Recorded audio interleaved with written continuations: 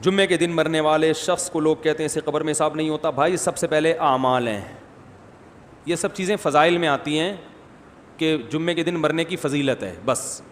باقی یہ نہیں کہ وہ چوری بھی کی, زنا بھی کیا اور ماں باپ کو بھی ستاتا رہا تو صرف جمعے کو مرنے سے سب کچھ صاف ہو جائے گا. ایسا قرآن و سنت سے ہمیں پتہ نہیں چلتا. آپ ستاتے رہے, سود کھاتے رہے, زنا کرتے رہے, 27ویں رات کو بھی مریں گے تو چترول لگیں گے قبر میں, کیونکہ قرآن نے سب سے زیادہ فوکس کیا ہے عمل کو. اگر صرف جمعہ ہفتے سے کام چل جاتا تو یہ پیغمبروں نے جو اتنی تکلیفیں اٹھائی ہیں یہ نہ اٹھاتے. بس پیغمبر دنیا سے یہ کہہ کے چلے جاتے تمام حضرات کوشش کریں جمعے کو مریں وہ بس. یتیموں کے حقوق اور یتیم کا مال جو کھاتے ہیں, آگ کے انگارے کھا رہے ہیں, اور زنا پر جو سزائیں رجم کی اور کوڑے لگنے کی اور آگ کی وعیدیں, اور ماں باپ کو ستانے والے کی بخشش نہیں ہوگی, وہ عورت جو شوہر کی ناشکری ہو, یہ سب ختم ہو جاتی نا.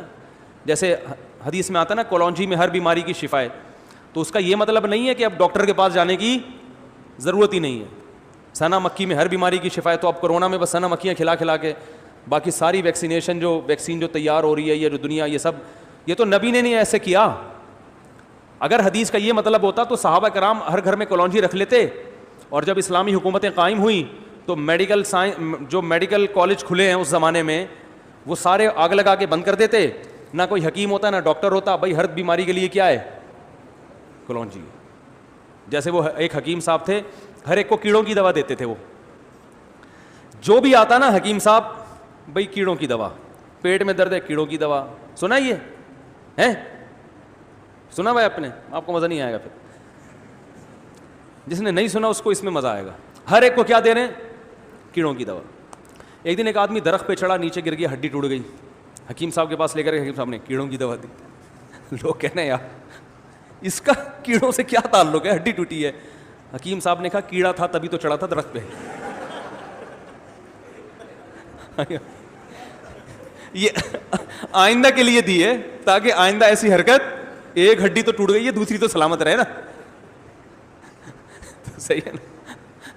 تو ہمارے یہاں بھی لوگ کیا کر رہے ہیں, ہر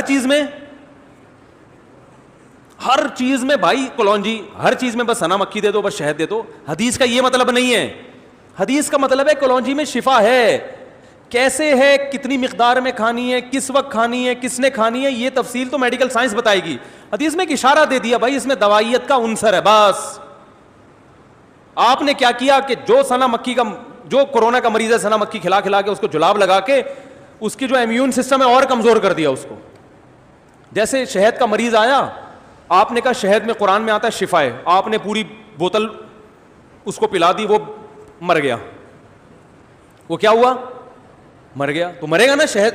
جب آپ شوگر کے مریض کو شہد پلاؤ گے تو شوگر کا لیول کیا ہو جائے گا ہائی, اور اب وہ مر گیا تو لوگ آپ کو پکڑ رہے ہیں, بھائی تو شوگر تھی پہلے, تو نے اس کی شوگر اور بڑھا دی. آپ کے قرآن میں آتا ہے شہد میں شفا ہے, تم قرآن کا انکار کر رہے ہو, تم دائرہ اسلام سے خارج ہو. یہ دلیل صحیح ہوگی. اس کو یہ کہا جائے گا قرآن میں اللہ نے اشارہ دے دیا کہ اس میں شفا ہے. شوگر کے مریض کو کیسے شفا ملے گی, اس کے طریقے الگ ہیں, اور بہت سے طریقے تو بھی دریافت ہی نہیں ہوئے نا. شوگر کے مریض کو ایسے تھوڑی کوئی ممکن ہے کسی دوا میں کھلا کے ملاؤ.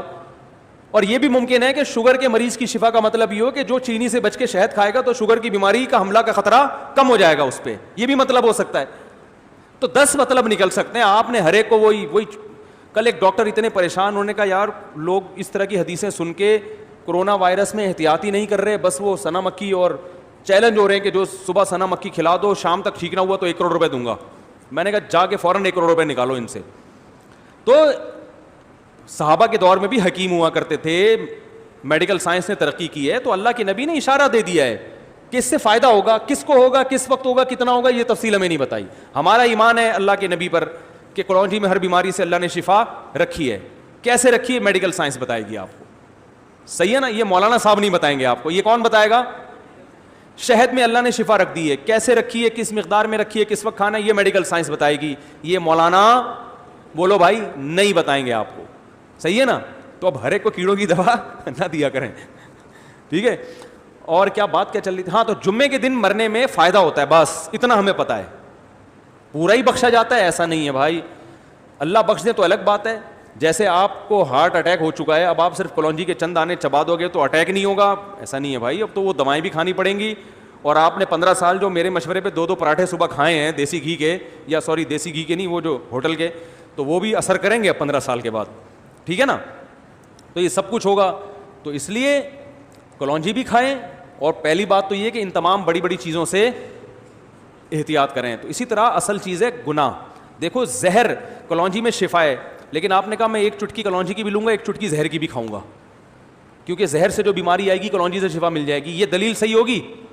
تو اسی طرح بھائی کلونجی میں شفا ہے بشرطے کہ زہر سے بچے, نقصان دہ چیزیں نہ کھائے, پھر شفا ہے.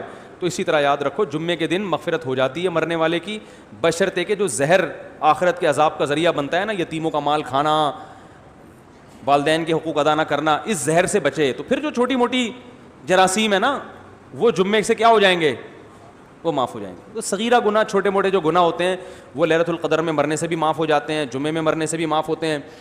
جمعے میں مرنے سے تھوڑے والے جراثیم لیلۃ القدر میں تھوڑے اور اسٹرانگ جراثیم مر جاتے ہیں. لیکن یہ جو آپ جائیدادیں کھا کے بیٹھے ہوئے ہو بہنوں کی وراثت کے, حج فرض ہوا وہ نہیں ادا کیا آپ نے, ماں باپ کو ستایا, یہ اتنے بڑے بڑے جراثیم ہیں, یہ لیلۃ القدر کا اسپرے ان پہ کام بولو بھائی نہیں کرتا. تو اس کے لیے اللہ نے قرآن میں جو توبہ کا طریقہ بتایا ہے اور حقوق العباد ہیں تو وہ واپس کرنے پڑیں گے, وہی طریقہ ہے. بعض لوگ بہت غلوف کرتے ہیں, جو بھی لیلۃ القدر میں مر گیا بس وہ ڈائریکٹ جنت میں, ایسا نہیں ہے. اور یاد رکھو جو کبیرہ گناہ کا مرتکب ہو کھلے عام, تو شریعت نے اس کو فیور کرنے کی اجازت نہیں.